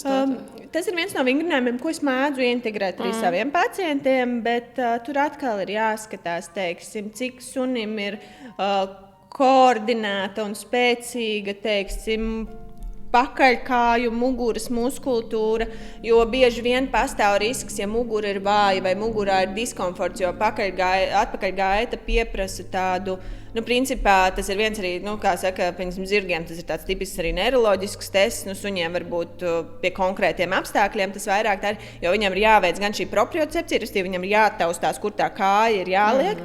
Plus ķermeņa apzināšanās. Ķermeņa apzināšanās, jā, tieši tā telpā, un plus vēl ir tas, vai nav kaut kāds diskomforts, jo bieži vien, ka mēs paprasām sunim diskomfortā, mēs redzam, ka viņi izliecās kā garnelītes, un tad tur kaut kā, un līdz ar to, atkal apmācībā, varbūt tas ir tas, ko nevajag. Jā, tā kā tas ir, tas nav slikti, bet tas ir tad, ja sunim tas nerada diskomfortu. Jā, ok. Un tagad par tādu apmācības elementu kā blakusiešana. Faktiski tas, ar ko es saskaros 99%, kad es apjautājos suņu saimnieku mērķus, tad visiem mērķis ir es gribu, lai viņš man iet blakus. Tas ir tā kā vispār. Ja? Blakus, man vajag blakus, es esmu redzējis. Un vienmēr ir, es redzēju tur to, viņš gāja pa ielu, un man vajag tāpat. Un, šī arī ir viens no tiem uzdevumiem, kas ir tāds visas dzīves izaicinājums, tā vai citādi katram saimniekam. Un tur mums runājot par to blakusiešanu, tur ir daudz dažādi. Viens, teiksim, mēs varam runāt tur par BH, tad mēs varam runāt par IGP sportu blakusiešanu, tad mēs varam runāt vienkārši pa ielu ejot, kur es visu laiku varbūt rauju, raustu, tur ņemos, daros un tā līdzīgi. Ja, dažādas ir tās pieejas. Bet ļoti šis tradicionālais suņa apmācības elements gadu desmitiem, tad mēs viņu mācām iet blakus, protams, pie kreisās kājas, jo tad kā eksāmena protokola to prasa. Jā. Sportā tas ļoti bieži ir ilgstošs, precīzs darbs, kur suns turklāt galvu nes paceltu augstu gaisā un pagrieztu pret cilvēku. Jā, un tad arī man ir saimnieki, kur saka, es gribu, lai man viņš tāpatās, nevis, bet viss, jā. Ko saka par to fizioterapeita Beti? Es domāju, ka vairāk par to tādu vienpusējo kustību. Tad tas ir vēl viens tāds baigais topiks, kas pāris gadus atpakaļ bija arī tādā, medicīnas vidē par to balansu, ka tiešām būtu nav jau problēma. Protams, es saprotu, ja īpaši, ja mēs ejam kaut kādām disciplinām, visas arī patiesībā tas, ko tu minēji, viens ir, vai tas ir IGP, kur ir pilnīgi cita tā blakus, prasība pret BH vai vienkārši pret ielas iešanu, blakus. Un līdz ar to es vienmēr saku, ka ir baigi svarīgi mācīt abas puses. Protams, disciplīnā, protams, tu prasi, bet ja suns tev spēj gan vienu, gan otru pusi, tad vienkārši uz to savu nolikumu izpildi prasa vienu pusi. Jo es arī šeit vērojot IGP sportā suņus, es neesmu fizioterapeits, ne mediķis, bet es ar aci vienkārši, man tā kā caur ķermeni, man pat sāk ķermenis sāpēt. Bet tas bieži vien, tas ir tāds skaidrs, ka viņiem ar laiku ķermenī rodās kaut kāds disbalans, jo viss ir tendēts uz vienu pusi. Tas nevienmēr nozīmē, ka tas ir uzreiz trauma un tāda. Un, protams, ir jāsaprot arī viens svarīgs faktors, ka arī suņiem, tāpat kā cilvēkiem, ir ērtā puse. Tāpatās kā krēļi labroči, parasti tie, kas ir krēļi ar labo roku, darbojas labāk nekā labroči ar kreiso, bet arī suņiem ir ērtās puses. Un mēs pat bet līdz ar to tātad pat, ja, piemēram, viņam tā viena puse ir ērtā, un mēs iedomājamies, piemēram, labā, kas viņam, piemēram, varbūt ir neērtā, plus viņa vēl ir netrenēta, tad skaidrs, ka viņš ir tāds, vienkārši tīzlāks uz to otru pusi. Plus tādā veidā mēs strādājam uz abām pusēm, tas, man liekas, ir arī ļoti labs sunim mentālais stimuls, teiksim, pārslēgties, Un otrs, tas ir vienkārši no fiziskā viedokļa, tas ir vienkārši ķermeņa balanss, ka mēs strādājam. Jo šī ilgstošā vienpusējā pozīcija droši vien veicina gan to muskuļu disbalansu, gan visu asimetriju. Jā, asimetrija tieši tā rodās. Viņš visu laiku ir. Un tad vēlāk tas droši vien arī varbūt viņš ir atvērtāks kaut kādām tālāk nākotnes traumām. Nezinu, kaut potenciāli kaut kur varbūt tā viena puse, kur bišķiņ kaut kāds potenciāli, principā, jo, teiksim, ja mēs domājam ilgtermiņā, labi, skaidrs, ka neviens suns neatkarīgi no sporta, nav jau tā, ka viņš pielīmedzimīgā pējā, ka viņš ir pielips pie kājas, neiet jau viņš tā 24/7, Bet skaidrs, ka viņam mugurkaulam visu laiku viņam ir tāds viens C burtiņš, viņam pretēji nerodās. Un tas var radīt muskuļos stīvumu, pēc tam tas var attiekties arī, teiksim, ja ir jāstrādā ar figurantu, tad skaidrs, ka tas leciens, vai viņš ir tikpat labs, tas jā. Okay. Jā, tas ir tas, ko manējie jau zina. Mēs ļoti daudz visās nodarbībās vienmēr strādājam ar abām pusēm. Tieši šī iemesla pēc, jā.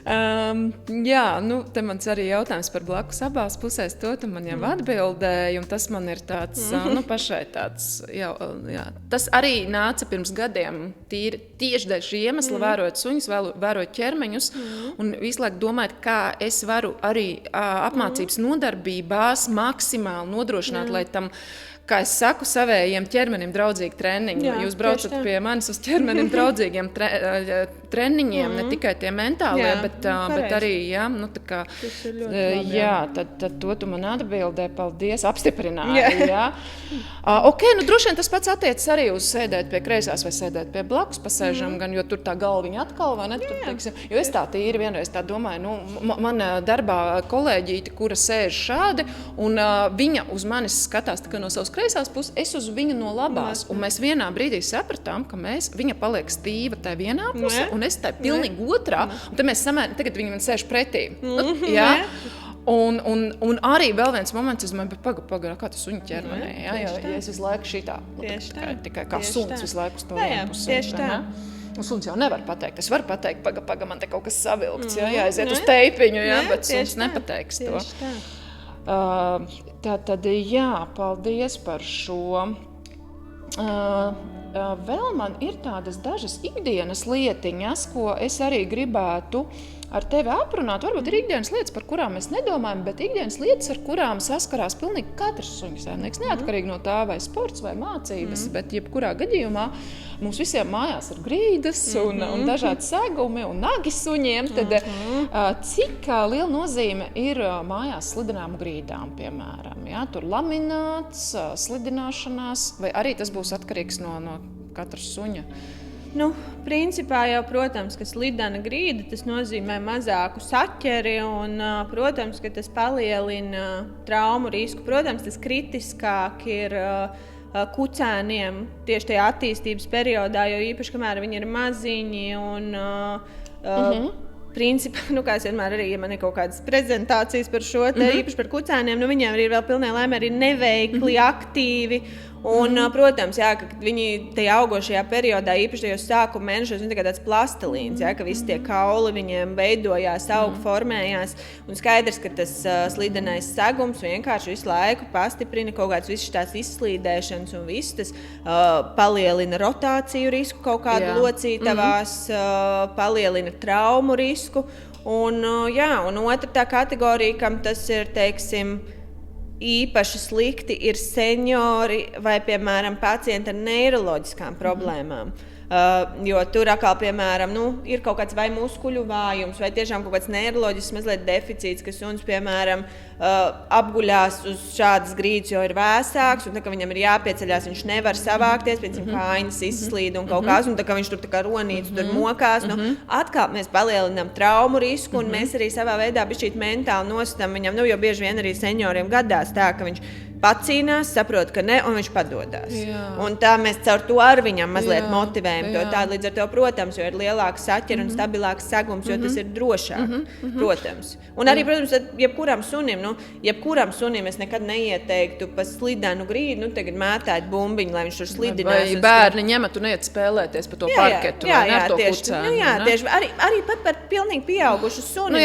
Tas tieši tā. Tas attiecās, principā, uz jebkuru. Uz jebkuru vecumu, un, protams, ja suns vienkārši lēnā garā pārstaigā pa to telpu, skaidrs, ka tur, kā saka, tas nebūs mirstamā vaina, bet, ja tas ir tiešām, piemēram, mums tieši forši tāds garš koridors mājās, un mēs tur bumbiņu mētām, un suns tik tur dragā, tur pa to slīdenu. Un visām četrām. Un slīd, un vēl izņem līkumu, tā kā Tokio driftā. Sapratu, mēs arī runāsim atsevišķi par kucēniem senioriem, par šīm vecuma grupām, un arī pašai ļoti interesanti, mājās ir senioru meitene.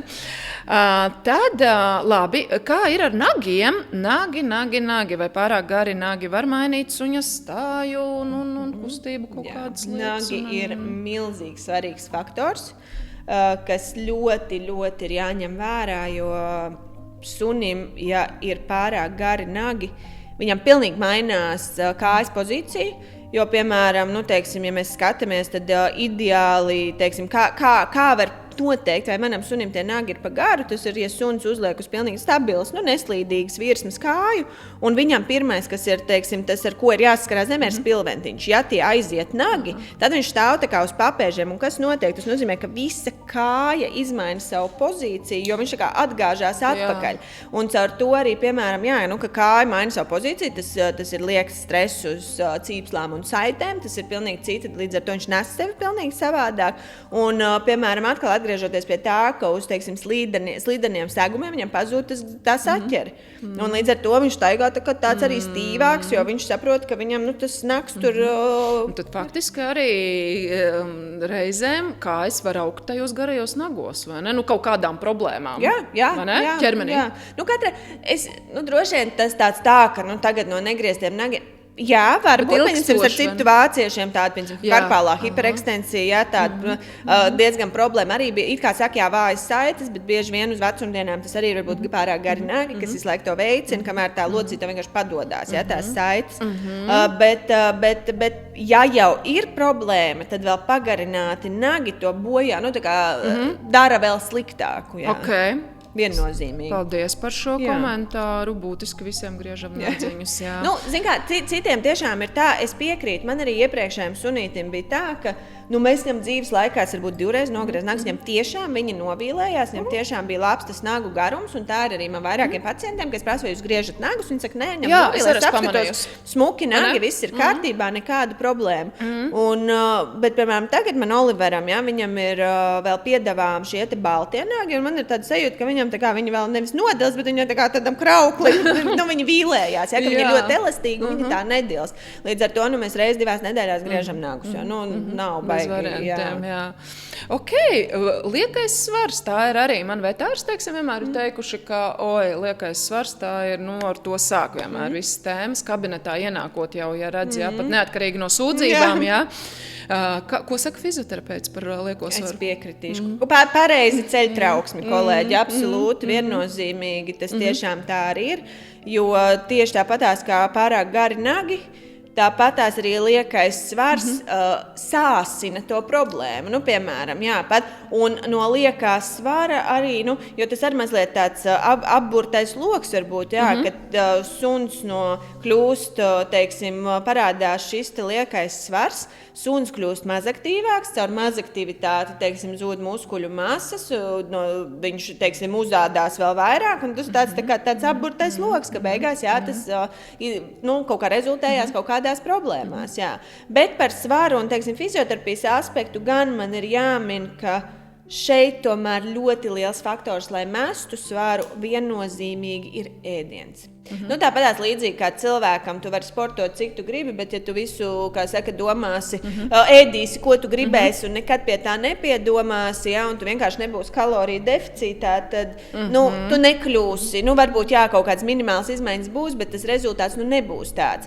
Un tāpēc tā kustība ir tomēr otrais faktors, bet pirmais noteikti ir ēdiens. Jā, es tev pilnīgi piekrītu, jo ļoti bieži arī daudz saimnieki, tīpaši varbūt, kuriem mājās ir seniori cilvēki, nereti, vai vispār tas uzskats, ka man ir jābaro, tad es esmu labs saimnieks, vēl oliņu, vēl gaļiņu, tā kā liekam, un ka vispār, kas tas pa suni, kas nav kārtīgs. Kuram svituļdēl Jā, tad viņš, un tas tur ģindenis izdēdējis, un man atkal vienmēr es skatos, cik brīnišķīgi ir tas viduklīts šmaugumiņš, super malačs, vienmēr uzslavē viss saimnieks, kad ir labā fiziskā formā, un tas saimnieks saka, jā, mēs normējam, mēs sekojam, mēs sveram, mēs visu tā forši. Man šķiet, ka tieši arī tur ir vairāk tā mīlestība par to savu dzīvnieku, tāda nekā protams, varbūt, es absolūti hiperaprūpe caur ēšanu. Bet ir arī jāsaprot tas, ka tiešām ir, es arī savā pieredzē redzu pacientu saimnieks, kas jau ir mazliet tādā izmisumā, jo viņi tiešām dozē. Bet, piemēram, tā problēma izrādās ir, viņi saka, un tā jau, suns jau vismaz vai izmisumā no tā, ka es viņu nebaroju tiešām, jo es nodozēju jau to maksimālo minimumu. Un beigās, suns jau kļūst reaktīvs, un beigās, un tad vienmēr man ir tas ieteikums, ka varbūt ir jāapsver barības maiņa, jo nevienmēr tas, ka tu tas, ko tu devi, bet dosi mazāk, dos tos gaidītos rezultātus, jo varbūt ir jāpadomā par svara nometošiem, jau varbūt kaut kādu medicīnisko līniju, ko vislabāk vienmēr ir izrunāt ar savu veterināru ārstu, bet ir jau tās līnijas, kas ir, Tauku saturs. Tauku saturs, un arī proteīns un viss pārējais, Ok, paldies. Par ēšanu paturpinot, ēšana veselam sunim, vajag to paaugstinājumu vai nevajag to paaugstinājumu? Vienreiz dzīvē kāds man pasakiet, vajag vai nevajag? Es zinu, ka par šo ļoti dalās tie viedokļi, jo tiek uzskatīts, ka pie paaugstināta, šī te, teiksim, rodās visādi, teiksim, gāzes krājās un viss, kad veidojas šie te paplašinātie, tie trahejas, bet, es vairāk stāvu par to paaugstinājumu, jo tas tomēr iedod sunim neitrālāk to ēšanas pozīciju. Jo tas uzskats, teiksim, vilki jau mežā arī ēd no zemes, ja vilkiem iedod paaugstinājumu. Piemēram, tas ir tāds ļoti retorisks jautājums, bet vienkārši mans tas uzskats ir, ka ja mēs paaugstinām, tad sunim, īpaši atkal attiecās, droši vien ir vesels suns bez tādām, tad tas nav... Jā, es tieši pa veselu. Jā, tas nav varbūt tik kritiski, bet arī ir jāsaprot, ka atšķirās arī tas, teiksim, vai taksītis miniatūrais ēd no zemes, vai no zemes ēd doks, kuram tiešām ir tur galva jānoliec tā kā strausam, un tad tiešām tas ir, piemēram, vismaz 2 reizes dienā, viņam ir ritīgs stress uz kaklu būtu jāstiepjās, līdz ar to tas atkal ir tāds, droši vien atkarīgs no šķirnes, no suņa, no šīs te viņa kopējās uzbūves un vispārējā. Ok, individuāli paskatīties, vai ne? Labi, paldies tev, un lēnā garā tuvojoties izskaņai, diemžēl pamazām, bet mums būs vēl ļoti daudz, lai arī es gluži tevi neapēstu, nenomocīt, jo mums vēl vajadzēs ļoti daudz no tevs uzzināt. Bet pamazām tuvojoties raidījuma izskaņai, ļoti, ļoti arī aktuāla tēma katram suņu saimniekam iemaukti pret kakla siksnu. Respektīvi, ko atkal saka fizioterapeite par šo iemaukti kakla siksnā un pareizi iemaukti, nepareizi iemaukti kakla siksna, kurā, protams, lielākoties tie suņi velk un rauj un ikdienā tāda ir tā dzīve. Kā tu skaties uz šo te ekipējumu? Es esmu absolūti tīmi iemaukti, bet te ir arī, tas droši vien ir par vairāk arī, kā tu tieši minēji par to vilkšanu. Ja suns nevelk, viņš var staigāt pliks. Tieši tā, jo šeit ir tieši par to vilkmes spēku, un ir jāsaprot, ka ja tā ir kakla siksna, tad sunim šis te vilkmes spēka sadalījums lokalizējās vienā un patiesībā ļoti vārīgā ķermeņa daļā. Un tas ir tāds visu laiku viņam pirmkārt, ka viņš velkais kakla, tas dod ļoti lielu stresu visai mugurai. Un, protams, tātad tas sadalījums visu laiku kaut kur, un tas vienā brīdī, ja tiešām tie rāvieni ir ļoti traki un stipri, tas jau tiešām var būt traumatis, pat ne atkal tikai muskuloskeletālajai sistēmai, bet tiešām arī, teiksim, kaut kādam elpošanas sistēmai. Savukārt iemaukti sadala šo te slodzi, protams, caur to, kā liekas, tā kā šis te veids ir saudzīgāks, tad, protams, ka bieži vien suņiem liekas, ka viņi ar viņu baigi labi, baigi forši vilkt ir. Bet, ja mēs domājam no fizioterapijas viedokļa par to, kas labāks ķermenim, tas viennozīmīgi ir iemaukti, bet, kā jau tu pieminēji, ļoti svarīgi ir, lai iemauktu numur 1 ir anatomiski pareizi, tātad šie te YH formas iemaukti. Un vēl viens ļoti svarīgs faktors ir viņu pareiza sadarība ar suni, jo nevienmēr visi anatomiski pareizi iemaukti dar katram sunim. Tas īpaši vairāk attiecās uz polstrātiem iemauktiem, jo pēc formas viņi ir perfekti pareizi, bet, piemēram, viņi krūškurvī sunim ir pa platu, bloķē locītavas, un vienkārši tīri tas modelis nedara konkrētajam sunim, kaut gan anatomiski tur viss ir ok. Un trešais, nemazāk svarīgais faktors ir tas, kā kā der šis iemaukts un kā viņš ir saregulēts, lai viņš der pacientam. Jo iemauktam vienmēr arī sako, parasti ļoti daudz iemauktu baidās nožņaukt savus suņus. Iemauktam ir jābūt ļoti cieši.